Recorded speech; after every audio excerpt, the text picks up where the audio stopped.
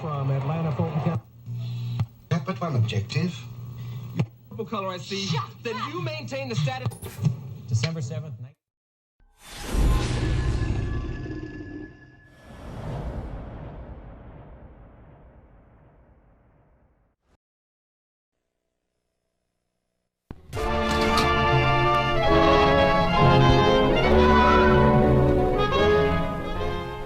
December 7th, 1941. No American will ever forget this Sunday morning in Hawaii. Across the blue waters of Pearl Harbor, the Pacific Fleet rides serenely at anchor. There is peace and quiet in Honolulu. There is the hope for peace in the hearts of all Americans. There is a forceful plea for peace in the words of the President of the United States. But his last message to Japan's emperor falls on deaf ears. Grim silence is the reply. No outward sign reveals what may be the nature of the Mikado's answer. In Washington, Secretary of State Hull continues peace negotiations with Jap Ambassador Nomura and Special Envoy Kurusu, not knowing that genial smiles mask murder in their hearts.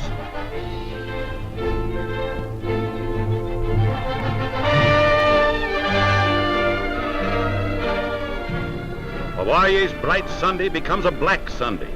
High overhead, Jap raiders are on the loose. Without warning, they circle Pearl Harbor and the city of Honolulu. A surprise attack born of infamy. Sirens screech the alarm too late.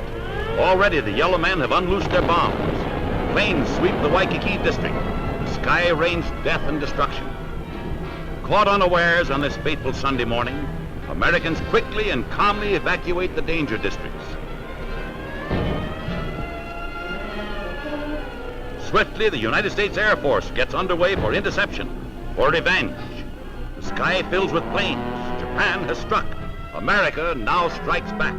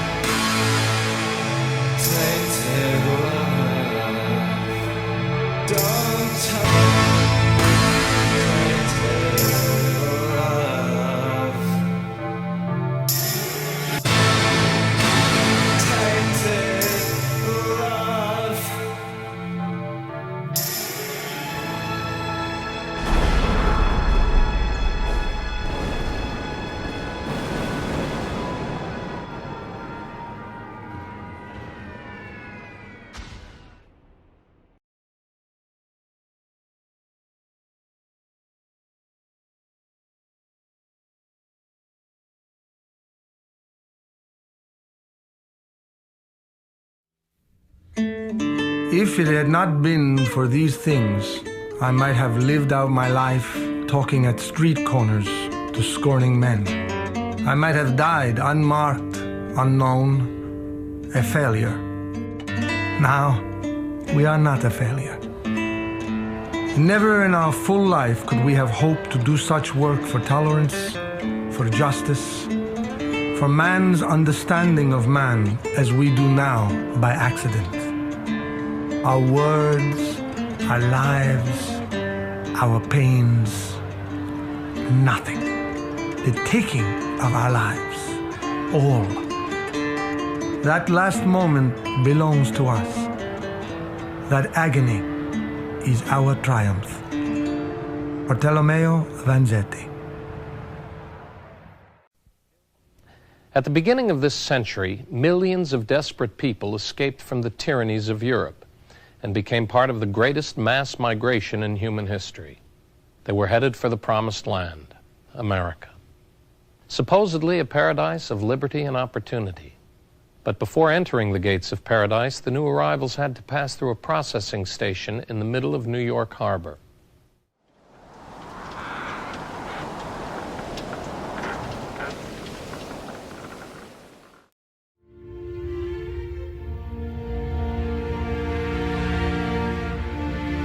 Well, you could see anything under the sun. You could have seen typhus, cholera, hookworm disease. If you took a list of all the autopsies done at Ellis Island, 1900 to 1930, it would look very similar to the index of a textbook of medicine. You basically saw everything. For certain diseases like trachoma, the treatment was more medieval than modern. Penicillin had not yet been invented, and sulfur compounds were no match for trachoma, a disease which can lead to blindness. Its victims were barred from entry unless cured. Treatment was painful and costly. Not all of the patients in the hospital were immigrants. 19-year-old Ormond Joseph McDermott was a visitor to America. For 9 days, the young salesman waited in crowded dormitories. During his detention, McDermott developed the telltale red rash of scarlet fever. When he was admitted to the contagious disease hospital on February 25, 1921, his temperature was 105 degrees, and his heart was beating 150 times a minute. McDermott's medical record, one of the few left from the hospital archives, shows the limits of early 20th century medicine. Lucy Simpson, his public health nurse, could do little more than comfort him with aspirin and swab his throat with antiseptic. Today we're going to study one of the most famous trials of all history, the trial of Niccolo Sako and Bartolomeo Vanzetti. But Sako and Vanzetti lays bare a lot of the mythology about American society, right? It certainly shows the difference between what America is supposed to be about and what it has been in certain circumstances. This is not about Vanzetti. It's not a question of whether he was guilty or innocent. It's about us. These two men could not get justice in the American system. Justice is not meted out equally to the rich and the poor, to the native-born and the foreign-born. You don't love this country, do you, Mr. Sako? Why you say that? I love this place. I think that the case of Sako and Vanzetti says a lot of different things about America. It says a lot about the tension that we live with constantly between individual civil liberties and collective national security, and the tensions that inevitably accompany a society that's constantly renewing itself through waves of immigration, constantly having to deal with foreigners in its midst.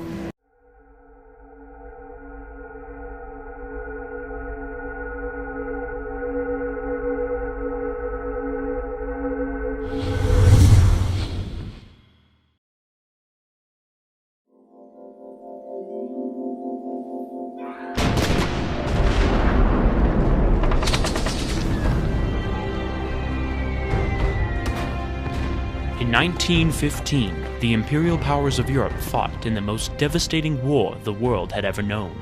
Because of the recent industrial boom, improved weapons and numbers drastically increased the destructive capacity of the major military powers. It was a war to end all wars.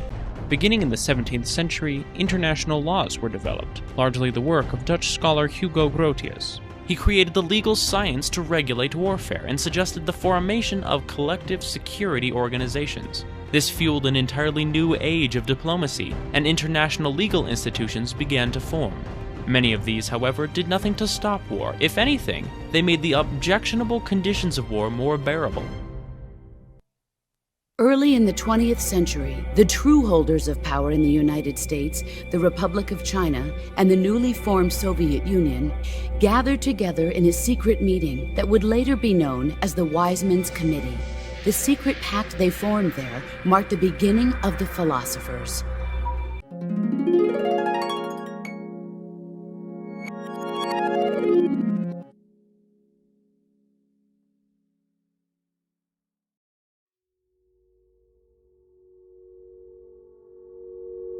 John D. Rockefeller, founder of Standard Oil, was the most hated man in America, described as monstrous, evil, cruel. In a move that would transform the American economy, Rockefeller set out to replace a world of independent oil men with a giant company controlled by him.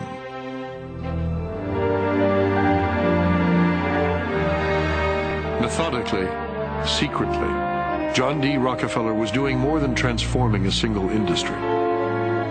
He was changing forever the way America did business. By 1879, when Rockefeller is 40, he controls 90% of the oil refining in the world. Within a few years, he will control 90% of the marketing of oil and a third of all of the oil wells. So this very young man controls what is not only a national but an international monopoly in a commodity that is about to become the most important strategic commodity in the world economy. It wasn't long before the expensive, low-range electric engines were abandoned altogether, and big, loud, gas-guzzling engines came to dominate the road, all fueled by the black gold that Standard Oil, Shell, Gulf, Texaco, Anglo-Persian, and the other oil majors of the time were drilling, refining, and selling. By the end of World War I, private car ownership was still a relative rarity. Only 1 in 10 Americans owned a car. Rail was still the transportation of choice for the vast majority of the public, and city dwellers in most major cities relied on electric trolley networks to transport them around town. In 1936, General Motors formed a front company, National City Lines, along with Firestone Tire and Standard Oil of California, to implement a process of bustitution, scrapping streetcars and tearing up railways to replace them with GM's own buses running on Standard Oil-supplied diesel. The plan was remarkably successful. The punishment for buying up and dismantling America's public transportation infrastructure? A $5,000 fine. In 1883, Rockefeller moved his family to New York, the center of America's burgeoning industrial economy. The king of Standard Oil now set out to transform his company into something bigger and more powerful than anything the world had ever seen. He was looking for a way to skirt a law that then prohibited combining the operations of businesses in different states. His solution was to have stockholders in 40 companies secretly trade in their shares for certificates in a Standard Oil trust. The trust became a corporation of corporations. Rockefeller had devised an ingenious legal shield. Behind it, he could command his vast business empire, smoothly and in complete secrecy. Rockefeller saw himself as a prophet of a new order. He called it cooperation. His critics called it monopoly. His company would be the world's first great multinational corporation, efficient and stable, with vast economies of scale. One reporter described 26 Broadway as a cave for pirates, a den for the cutthroats of commerce.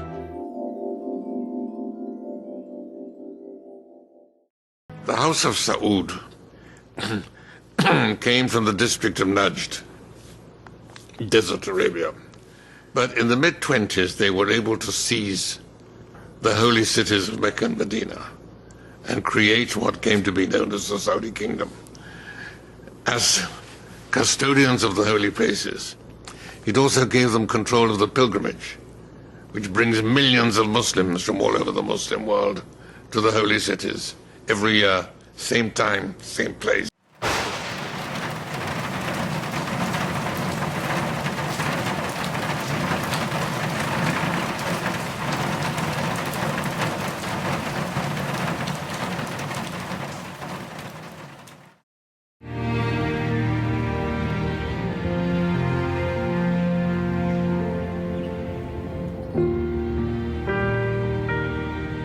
The old cry, America is the asylum of the oppressed of the world, is too threadbare to withstand assaults of disease.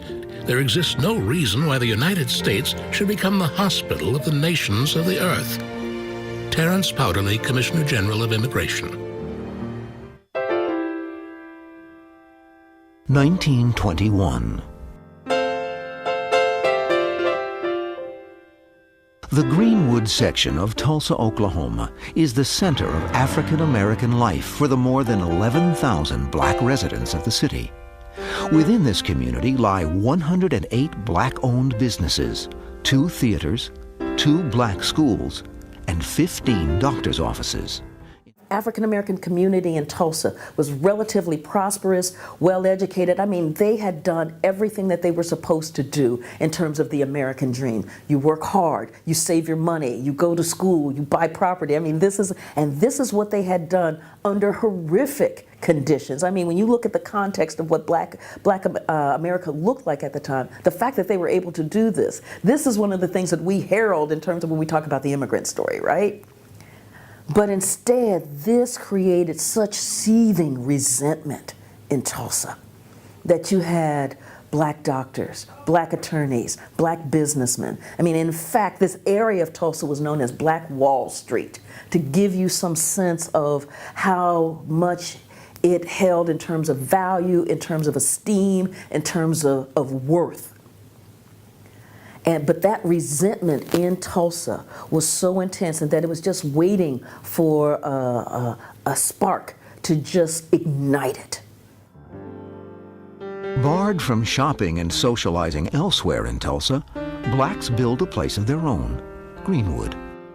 On May 31st, 1921, in what has been described as the worst race riot in American history, Greenwood is destroyed. In less than 24 hours, a white mob reduces Black Wall Street to 36 square blocks of smoldering rubble. Scores of African Americans are killed and thousands are left homeless. White Tulsans not only invaded Black Tulsa, they not only looted homes and businesses, they burned it to the ground. The entire black community, aside from a few outlying areas, was absolutely put to the torch. The devastation of this community means much more than the destruction of its buildings. The residents, the men, women, and children who struggled to create this haven, will be forever scarred. The Red Scare was a time of extreme anti-communism in the United States. Now, communism is a system of government in which private ownership of property and business is not allowed. Instead, the government owns everything. Now, this goes back to during World War I, when the Bolshevik Revolution took place in Russia. The Russian Tsar, or king, was overthrown during this time. Now, after the king was overthrown, the Soviet Union was established to rule Russia. They adopted communism. The U.S. was scared that communists from the Soviet Union would gain influence in America. They called communists from the Soviet Union Reds because of the color of the Soviet Union flag.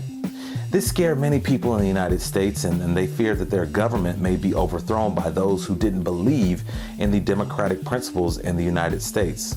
The level of nativism and fear of foreigners was at an all-time high. There was also little tolerance for people who had a different political belief. They were labeled Reds as well, and their lives were miserable as a result. The U.S. government also went on a witch hunt for Reds in the United States. The Attorney General of the United States oversaw a number of raids to round up Russian immigrants and anyone else thought to be a Red. These immigrants were ultimately deported back to their country of origin. Nicola, Sako, and Bartolomeo Vanzetti were unfortunate victims of the Red Scare. They believed in anarchy and violent action against an oppressive government. They were accused of murdering 2 people during a robbery. It turned out that the evidence was slim, and it was clear that they were being prosecuted for their beliefs and the fact that they were immigrants. Of course, you wonder, are they guilty or are they innocent? But in this justice system, as we've constructed it, the important issue is, are they innocent until proven guilty? And in this case, clearly they were not. In July of this year, 2 bandits, Sako and Vanzetti, were convicted of murder in the first degree by a jury of the Norfolk County Court. Their trial was entirely fair. The presiding judge specially cautioned the jury not to allow the fact that the defendants are Italians to influence you or prejudice you in the least degree. In short, every right was granted to the defendants. But Sako and Vanzetti belong to a sacred class. They are communists. On the night of August 22nd, there were 3 men who were sentenced to die: Celestino Medeiros, Sako, and Vanzetti. They sat writing last letters to loved ones, meeting with visitors. And at the very end, very end, before the execution, Sako wrote a letter to his son, which was so moving, you know. Son, instead of crying, be strong, so as to be able to comfort your mother. And when you want to distract your mother from the discouraging soulness, I will tell you what I used to do.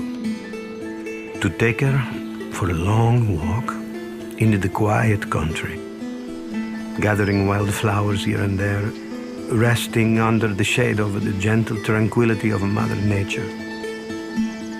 But remember always, Dante, in the play of happiness, don't you use all for yourself only, but help the weak ones that cry for help.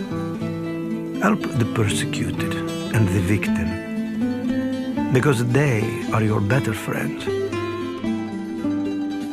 And he says, always remember that we are not criminals, and one day you will be proud of us. And Dante, I kiss you and I clasp you in a firm embrace. Then he taps on the cell door and he says, ask the guard, take this to my son. Barely more than a decade after it opened, the Ellis Island Hospital became entangled in the politics of immigration. The rapid industrial expansion that had fueled demand for labor was slowing, and heavy concentrations of new immigrants was straining the capacity of local governments and schools. William Williams vowed to tighten the standards for entry. And he made it clear that he felt that certain persons from Western and Northern Europe would be easier in assimilating into American culture as a whole, while it was more difficult, he felt, for others. And of course, he had a strict policy. He was very honest and very fair-minded, but he definitely had a bias against Eastern European and Southern Europeans and others. Now is the time to take greater precautions to differentiate between the good and the bad immigrant. William Williams, Ellis Island Commissioner of Immigration. Commissioner Williams noted with satisfaction that the review boards were now excluding a great deal of the riffraff and scum which is constantly seeking to enter. Many people who were coming overseas to the United States were impoverished, were very likely to be have some contact or affiliation with an infectious disease, and of course people who were not just afraid of the immigrant menace, and there were many people who were afraid of immigrants and what they would do to the social and economic health of the United States, but there were many concerned citizens who were just concerned about public health. When immigrants from Southern and Eastern Europe began to outnumber those from Northern Europe, more restrictions, aimed mainly at Jews, Slavs, and Italians, were imposed. Many members of Congress endorsed the theory of eugenics, claiming that the American gene pool was being weakened by the newcomers. In congressional testimony, William Williams argued for expanding the list of medical exclusions. The testing for mental illness was where assumptions about the immigrants merged with the limits of medical knowledge to form an ugly chapter in the hospital's history. Federal law prohibited the admission of the feeble-minded, a term that applied to a wide array of symptoms. Thousands of hopeful arrivals, mostly of Southern and Eastern European origin, were diagnosed as mentally unfit, and denied entry. These types of mental exams were promoted by the political elite and a particular strand of the scientific medical community that had become very concerned that immigrants from these Eastern European countries were simply inferior physically and genetically to what they called Native Americans. World War I had intensified Americans' fears of Eastern Europeans, and the Bolshevik Revolution raised fears of all things Russian. In May of 1921, by a vote of 78-1, the United States Congress passed the first bill restricting the number of immigrants. 3 years later, the National Origins Act was signed into law by President Calvin Coolidge. The nation's door would remain partially open to certain Northern Europeans, largely closed to Southern and Eastern Europeans, and slammed shut on Asians.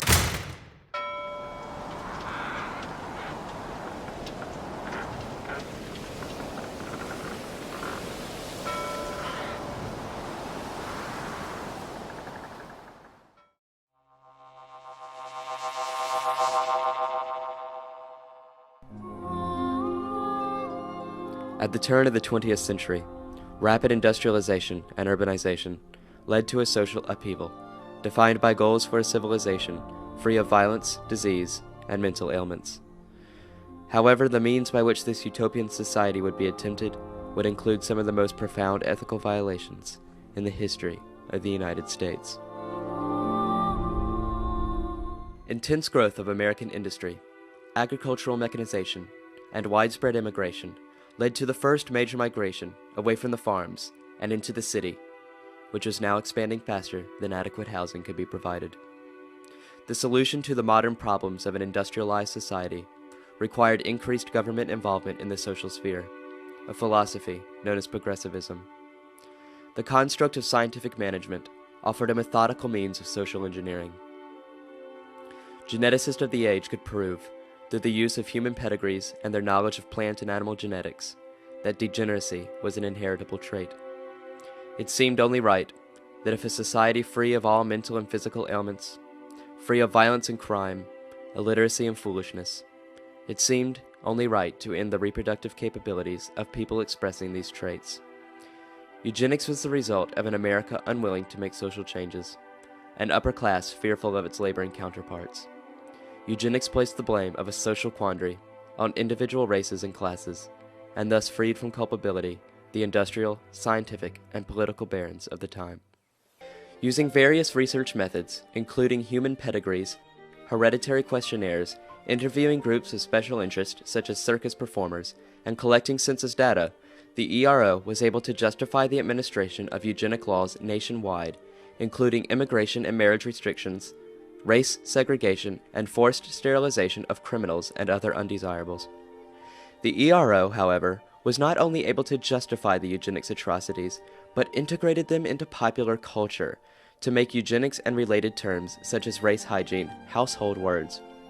Popular literature published in the 1920s often donned eugenics in their subject matter, such as these manuals on raising a healthy family. Clergymen preached of the necessity for good marriages. By the time Laughlin of the ERO had published his suggestion on how to implement legislation for forced human sterilization, 12 states had already put into place sterilization laws of their own. By 1924, 3,000 socially inadequate people had been sterilized. In the words of Justice Oliver Wendell Holmes, official deliverer of the opinion of the United States Supreme Court in the case of Buck v. Bell, "It is better for all of the world if instead of waiting to execute degenerate offspring for crime, or to let them starve for their imbecility, society can prevent those who are manifestly unfit from continuing their kind." 33 states have enacted statutes under which 60,000 Americans underwent compulsory sterilizations. To this day, Buck v. Bell has never been overruled. The sterilization program of the Nazi state, modeled after Laughlin's Law and other U.S. eugenic theories, would be a gross prelude to the exterminations of the Holocaust.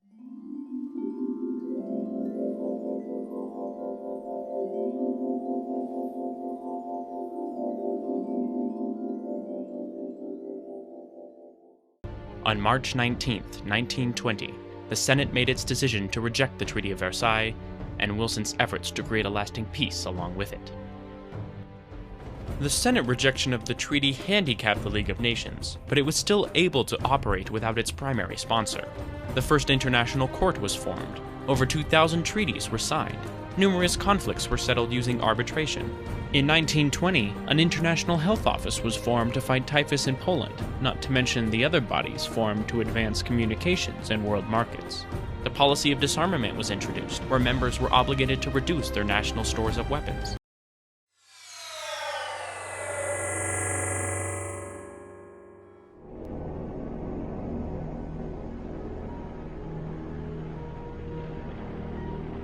What caused the crash of '29 was excess speculation. What had happened was that the American economy as a whole had begun to cool starting in 1928.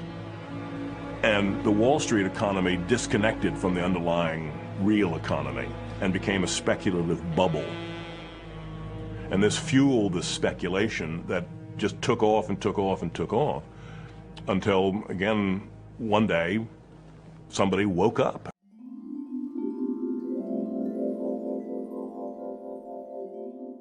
The last of the original members died in the 1930s.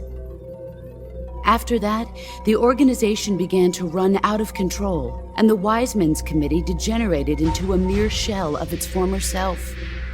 The sacrifices of war cause a shift in the times. This shift leads to renewed conflict, and in turn triggers the next war. Like a nuclear chain reaction, each conflict sparks countless others, forming an endless spiral that will continue on for eternity.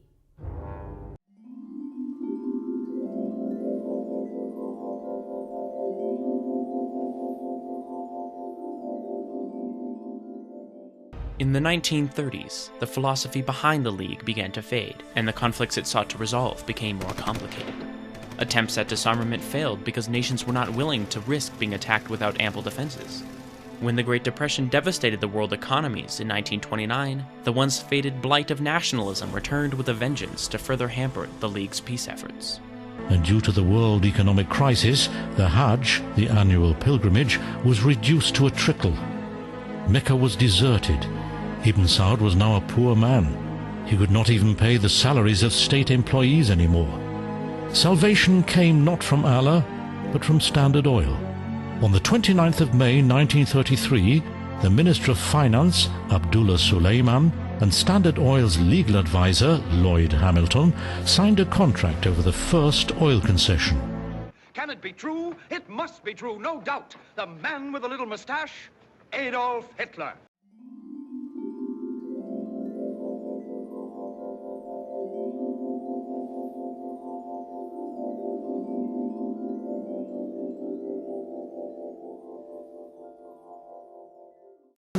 Conditions worsen when American demand for silk collapses because of the Depression.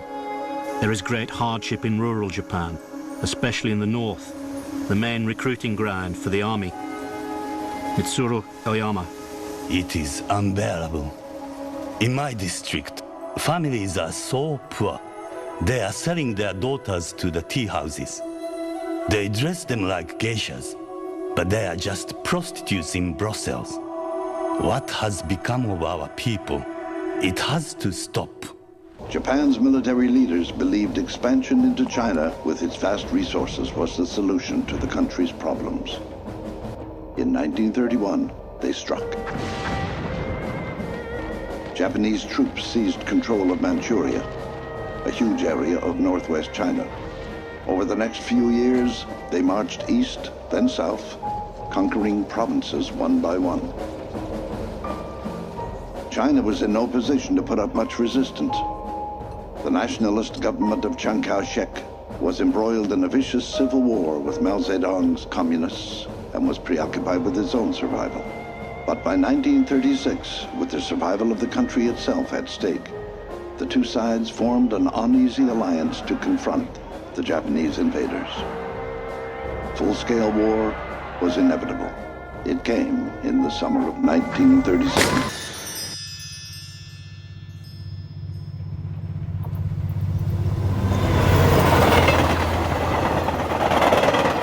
The largest oil field in the world, an oil dorado, spreads out on the Gulf Coast, with huge oil bunkers and the world's largest refinery.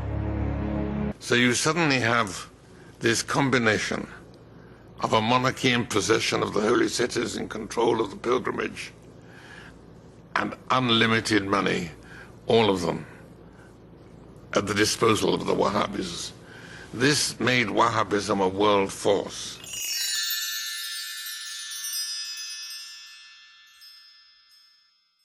Reza Khan, a general of the palace guard who had proclaimed himself Shah in 1925, tried, like Ibn Saud, to unify and modernize the country. He built roads and created industries. Other than Saudi Arabia, his country was dragged into the turmoil of World War II.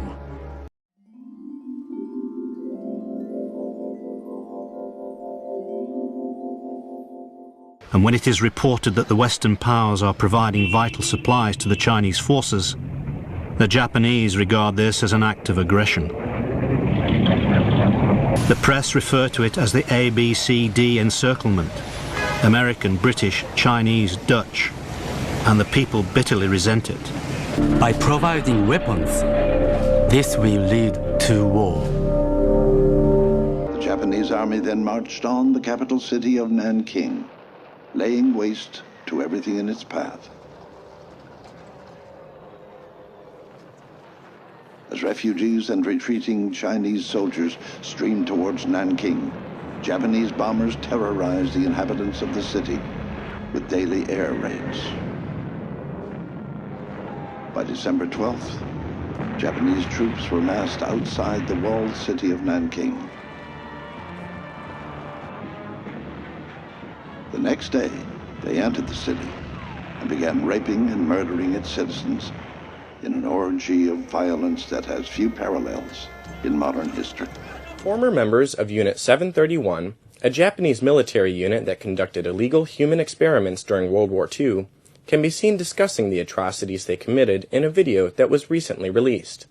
Coming just before the 69th anniversary of Japan's surrender on August 15th, the video has shed new light on the unit's past activities in northeast China's city of Harbin. This is Jean Chengmin, curator of the museum dedicated to the unit and an expert from the Harbin Academy of Social Sciences.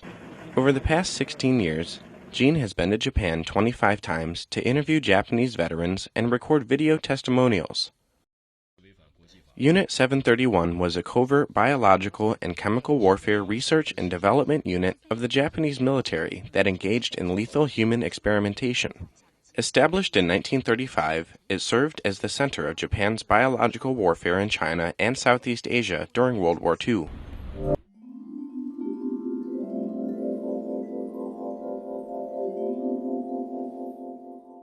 Japan's leaders come to the conclusion that they face economic catastrophe unless they take what is being denied to them by force of arms.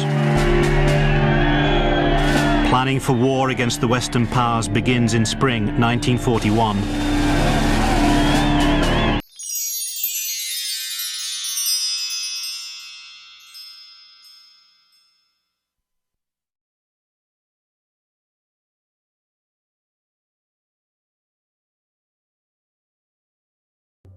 The chief cryptologist of the Signal Corps was William Frederick Friedman, who had been studying codes and ciphers most of his adult life.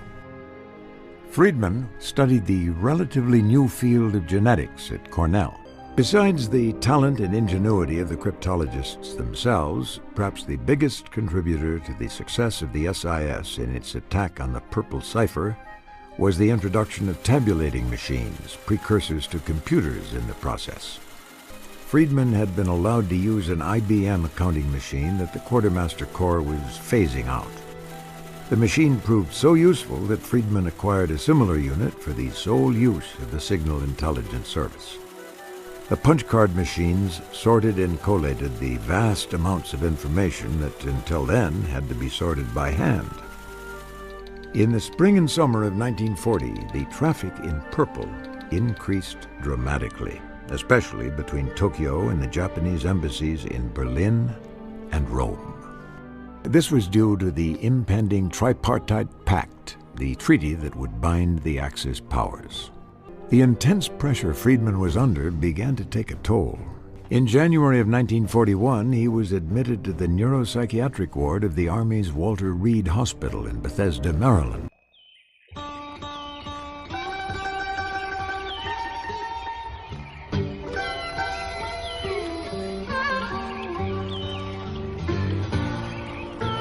Macon County, Alabama sits in the heart of the Deep South. And in many ways, this is still the Old South. You see a lot of public health writing at the turn of the century talking about germs, no color line. So that you had to take care of the health needs of black people or they were going to infect white people. It was syphilis that aroused people's fears. Now that the curtain of secrecy has at last been removed, everyone should know the truth about syphilis and gonorrhea. Syphilis is spread by intimate contacts, usually sexual. The cause of syphilis can be seen. Syphilis could cause a life sentence of illness, blindness, dementia, heart disease, crippling arthritis, and often premature death. But there were treatments. Toxic arsenic, mercury, and bismuth compounds injected over more than a year would attack the spirochetes. The Washington Star newspaper broke the story about the controversial Tuskegee Institute syphilis experiment. For 40 years, from 1932 until 1972, the U.S. Public Health Service, in partnership with Tuskegee, secretly studied the effects of untreated syphilis in African American men in Alabama. 600 black men, 399 with syphilis and 201 without the disease, were induced to participate in the experiment. Nearly all of them were poorly educated, impoverished sharecroppers. In exchange for participating, they were promised free medical exams, hot meals, and a burial stipend. The men with syphilis were not told they were infected and were not treated, even after penicillin was discovered to be an effective cure for the disease in the 1940s. Over the course of the experiment, 128 participants died of syphilis.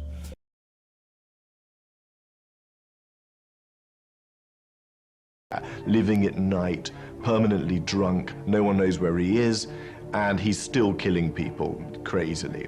The man he chose to deliver the final coup de grace was the Georgian secret policeman who had been looking after his mother.